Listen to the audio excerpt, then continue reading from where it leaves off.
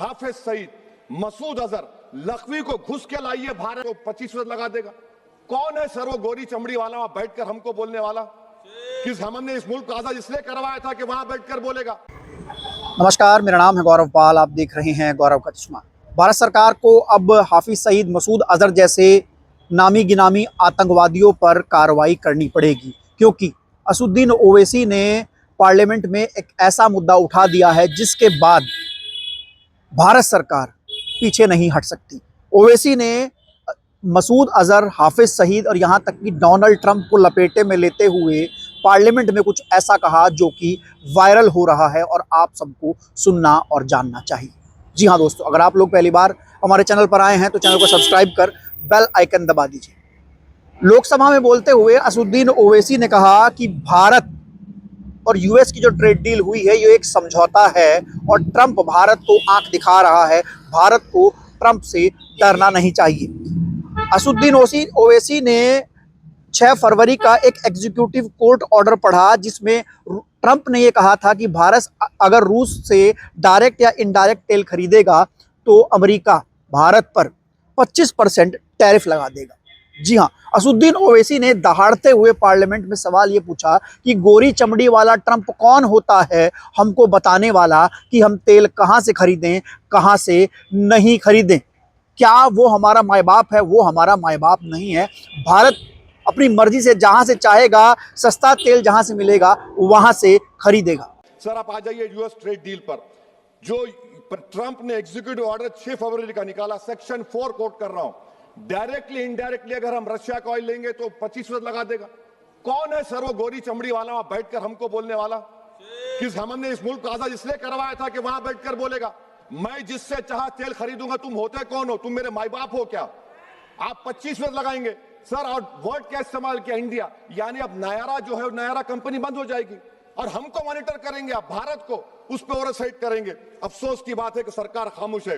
Sir 2019 में Iran का oil मत लो बोले, आपने गलती की, आपने ईरान का ऑयल नहीं लिया। तो अमेरिका ने कहा कि इराक से लो, कंपेरेबल रेट पे, कंपेरेबल रेट पे, मार्केट रेट, नॉमिनल प्राइस पे नहीं। आज यूएस कह रहा है कि मोनोपोली रेट पे लो। कहां है सर? हम क्यों कर रहे हैं? क्यों इतना गिर रहे हैं इस गोरी चमड़ी वाले के सामने? आखिर हमारी हमियत कहां है सर? और एक बात बता रहा हूं सर, ये यूएस ट्रेड डील से यूरोपियन कर 2 मिनट सर, यूरोपियन यूनियन की ट्रीटी से हमारा पीएलआई का पूरा असर पड़ेगा, क्योंकि आपने टैरिफ गिरा दिया। आपने टैरिफ गिरा दिया मेडिकल डिवाइसेस पर, आपने टैरिफ गिरा दिया सोफिस्टिकेटेड मशीनरी पर, तो यूएस इंडस्ट्रियल गुड्स आएंगे तो डी-इंडस्ट्रियलाइजेशन का खतरा है इस मुल्क में। Sir you are we signing a free trade agreement और a force purchase order. Sir Bangladesh से यूएस ने कह दिया कि हमसे कॉटन खरीदो, 0 टैरिफ। सर भिवंडी, मालेगांव, बनारस के पावरलूम का क्या होगा? 70% रॉ कॉटन हम देता बांग्लादेश को सर। इसके साथ साथ असदुद्दीन ओवैसी ने वेनेजुएला का जिक्र करते हुए ये कहा कि भारत को भी अमेरिका की तरह पाकिस्तान में एक ऑपरेशन इंसाफ करना चाहिए, जिसके चलते जो आतंकवादी हैं हाफिज सईद या मसूद अजहर जैसे लोगों को उठा लेना चाहिए। जी हाँ, असदुद्दीन ओवैसी खुलकर इस बात को कह रहे हैं कि जो कुख्यात आतंकवादी हैं जिन्होंने भारत में 26/11 जैसे बड़े आतंकी हमलों को किया है और उसके बाद न जाने कितने आतंकी हमलों को अंजाम दिया है, उन लोगों को भारत अब तक उठा नहीं ला पाया है। अमेरिका ने वेनेजुएला में घुसकर वहां के प्रेसिडेंट को उठा लिया। क्या भारत सरकार ऑपरेशन इंसाफ करके हाफिज सईद और अजहर मसूद जैसे आतंकवादियों को नहीं उठा सकती? सर एमएचए का बजट 5.7 बढ़ गया, डिफेंस का 15.99। मैं सरकार से मुतालबा करता हूं कि वेनेजुएला में जो हुआ, आप एक ऑपरेशन इंसाफ करिए। ऑपरेशन इंसाफ के तहत हाफिज सईद, मसूद अजहर, लखवी को घुस के लाइए भारत में, तभी इंसाफ होगा सर। जब तक खत्म कर रहा हूं सर, हम कुलभूषण यादव को भूल गए। वो कुलभूषण यादव उसको आईसीजे में रुकाया, आखिर हम कब लेके आएंगे कुलभूषण यादव को? असदुद्दीन ओवैसी के दोनों बयान जो हैं वो पार्लियामेंट में गूंज रहे हैं और अब बड़ा सवाल ये उठ गया है कि यूएस ट्रेड डील पर जिस तरीके से अमेरिका बार बार भारत पर चीज़ों को थोप रहा है, कभी रशिया से तेल ना लेने की धमकी देता है, कभी जीरो टैरिफ, कभी टैरिफ अपना ज़ीरो करवा लेता है, और ऐसे में बड़ा सवाल ये है कि क्या सरकार असदुद्दीन ओवैसी के इन दोनों बयानों पर कार्रवाई करेगी, कुछ करेगी? क्या कोई बड़ा ऑपरेशन पाकिस्तान में करेगी, क्योंकि जो मांग असदुद्दीन ओवैसी कर रहे हैं वो इस समय देश के 140 करोड़ लोगों की मांग है। ट्रंप के सामने जो डील हुई है, जो सरेंडर हुआ है, वो भी ठीक नहीं है, और जो पाकिस्तानी आतंकवादी खुलेआम बैठकर पाकिस्तान में सांस ले रहे हैं और भारत में बैठकर आतंकवादी गतिविधियों को अंजाम देते हैं, ये भी ठीक नहीं है।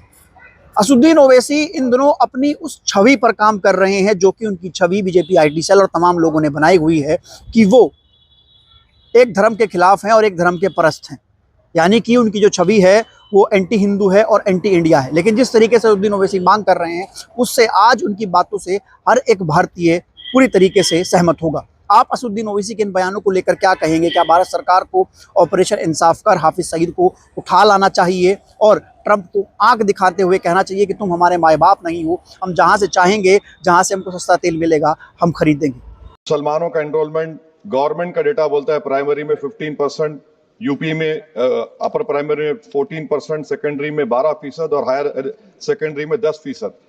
प्राइमरी से लेकर हायर सेकेंडरी तक आते सर 5% की गिरावट होती है। वही सरकार का AISHE का डेटा है 2020-21 का। 2016-17 में मुसलमान 4.87 थे एजुकेशन में, 19-20 में बढ़कर 5.45 हुए और 2021 आते आते सर वो 4.64% हो गया। यानी जहां पर मुसलमान 2019-20 में 19,21,000 पे आगे, यानी 1,79,000 की गिरावट आई। ये क्यों हुआ सर? ये इसलिए हुआ क्योंकि ये मोदी सरकार तासुब और तंग नजरी के मुजाहरे करती है। इसी वजह से मुसलमानों अकलियतों में ड्रॉप आउट रेट ज्यादा है, लो एनरोलमेंट है और वो हायर एजुकेशन तालीम को मुकम्मल नहीं कर सकते। सर 3 स्कॉलरशिप स्कीमें हैं, 5 साल से cabinet committee of economic affairs in स्कीमों की मंजूरी नहीं दे रही है सर, 5 साल से। ये आपकी तासुब और नफरत नहीं है तो क्या है बताइए आप? बजट तो पास हो रहा है ऐवान में, 5 साल से आप पैसे नहीं दे रहे हैं। क्यों? क्योंकि cabinet committee of economic affairs इसको मंजूरी नहीं देती है। और मैं बताना चाह रहा हूं, आप विकसित भारत बनाना चाहते हैं, मैं तायद करता हूं, मगर क्या आप 14% आबादी को नहीं पढ़ाकर, उनको एलिनेट कर आप विकसित भारत बना पाएंगे? विकसित भारत उसी वक्त बनेगा सर जब मुसलमान समाजी, इक्तिसादी, तालीमी और माशी तौर पर ताकतवर होंगे। मगर अफसोस के साथ कहना पड़ा, सच्चाई है कि सरकार नहीं चाहती ये हो। सर मैं हुकूमत से पूछना चाह रहा हूं कि यूनिट कॉस्ट स्कॉलरशिप का 2007 और 8 से रिवाइज नहीं हुआ क्योंकि जो तालीम का कॉस्ट है उससे मैच नहीं कर रहा है।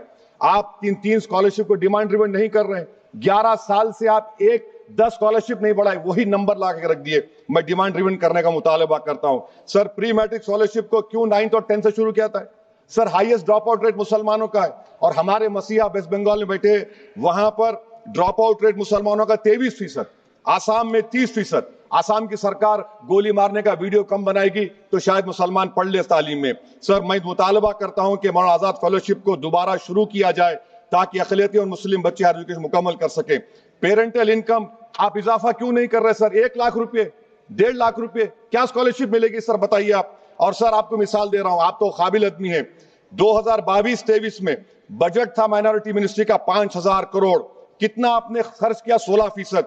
22-23 में सर बजट था 22-23-24 में 3,000 करोड़, 5% खर्च हुआ सर।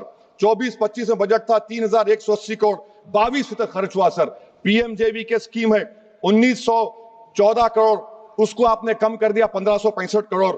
तो मैं सरकार से मुतालबा करता हूं कि मिनिस्ट्री ऑफ माइनॉरिटी के बजट का 10,000 करोड़ कम से कम होना चाहिए। तासुबियत को खत्म करिए आपकी स्कीम में। सर दूसरी बात, इनकम टैक्स के बेनिफिट मिलती थी हमारे फौज के सिपाहियों को जो विकलांग थे, आपने इनकम टैक्स बेनिफिट छीन लिया उन लोगों को। ये कैसा इंसाफ है आपका बताइए? जो फौजी सर्विस में है, अरे प्राइम मिनिस्टर अगर एक ट्रेन की झंडी दिखाएंगे तो उससे बढ़ के पैसे खर्च हुआते, तो आप क्या बचा रहे? सर 11-12 साल से वजीर आजम मोदी हैं, हमारी एयरफोर्स का स्क्वाड्रन गिरकर 29 पर आ गया। 12 साल से आप प्रधानमंत्री हैं, हम एक मिड एयर रिफ्यूलर एवैक्स को नहीं बढ़ा सक रहे। पाकिस्तान के पास हमारे ज्यादा एवैक्स है और ऑपरेशन सिंदूर में हमने देखा कि कितनी तकलीफ हुई। सबमरीन का शॉर्टेज है, आपको फिक्र नहीं है सर। और हम 3rd एयरक्राफ्ट कैरियर हम भूल गए। आखिर कैसे हम चाइना को इंडो पैसिफिक में रोक पाएंगे? ये देशभक्ति नहीं है सर। हमारी फौज में कमी है। क्या ये मुल्क इतना कमजोर हो गया कि हम अपनी फौज में बच्चों को भर्ती नहीं करा सकते? अग्निपथ स्कीम का रिव्यू होना चाहिए। इस ऐवान में चाइना बॉर्डर पर एक बहस होनी चाहिए। सर आप आ जाइए यूएस ट्रेड डील पर। जो ट्रंप ने एग्जीक्यूटिव ऑर्डर 6 फरवरी का निकाला, सेक्शन 4 कोट कर रहा हूं, डायरेक्टली इनडायरेक्टली अगर हम रशिया का ऑयल लेंगे तो 25% लगा देगा। कौन है सर वो गोरी चमड़ी वाला वहां बैठकर हमको बोलने वाला? कि हमने इस मुल्क को आजाद इसलिए करवाया था कि वहां बैठकर बोलेगा मैं जिससे चाह तेल खरीदूंगा। तुम होते कौन हो? तुम मेरे माई बाप हो क्या? आप 25% लगाएंगे सर। और वर्ड क्या इस्तेमाल किया? इंडिया, यानी अब नायरा जो है नायरा कंपनी बंद हो जाएगी और हमको मॉनिटर करेंगे, आप भारत को उस पर ओवरसाइट करेंगे। अफसोस की बात है कि सरकार खामोश है। सर 2019 में ईरान का ऑयल मत लो बोले, आपने गलती की, आपने ईरान का ऑयल नहीं लिया। तो अमेरिका ने कहा कि इराक से लो, कंपेरेबल रेट पे, कंपेरेबल रेट पे, मार्केट रेट, नॉमिनल प्राइस पे नहीं। आज यूएस कह रहा है कि मोनोपोली रेट पे लो। कहां है सर? क्यों हम क्यों कर रहे हैं? क्यों इतना गिर रहे हैं इस गोरी चमड़ी वाले के सामने? आखिर हमारी हमियत कहां है सर? और एक बात बता रहा हूं सर, ये यूएस ट्रेड डील से यूरोपियन कर 2 मिनट सर, यूरोपियन यूनियन की ट्रीटी से हमारा पीएलआई का पूरा असर पड़ेगा, क्योंकि आपने टैरिफ गिरा दिया। आपने टैरिफ गिरा दिया मेडिकल डिवाइसेस पर, आपने टैरिफ गिरा दिया सोफिस्टिकेटेड मशीनरी पर। तो यूएस इंडस्ट्रियल गुड्स आएंगे तो डीइंडस्ट्रियलाइजेशन का खतरा है इस मुल्क में। Sir you are we signing a free trade agreement और a force purchase order. Sir Bangladesh से यूएस ने कह दिया कि हमसे कॉटन खरीदो, 0 टैरिफ। सर भिवंडी, मालेगांव, बनारस के पावरलूम का क्या होगा? 70% रॉ कॉटन हम देता बांग्लादेश को। सर एमएचए का बजट 5.7 बढ़ गया, डिफेंस का 15.99। मैं सरकार से मुतालबा करता हूं कि वेनेजुएला में जो हुआ, आप एक ऑपरेशन इंसाफ करिए। ऑपरेशन इंसाफ के तहत हाफिज सईद, मसूद अजहर, लखवी को घुस के लाइए भारत में, तभी इंसाफ होगा सर। जब तक खत्म कर रहा हूं सर, खत्म कर रहा हूं सर। हम कुलभूषण यादव को भूल गए, वो कुलभूषण यादव उसको आईसीजे में रुकाया। आखिर हम कब लेके आएंगे कुलभूषण यादव को? वजीर आजम इजराइल को जा रहे हैं, मैं उनसे ये मुतालबा करता हूं कि वो गाजा को जाए, 15 मिनट जाकर देखें, 60,000 फलस्तीनों खत्म कर दिया गया।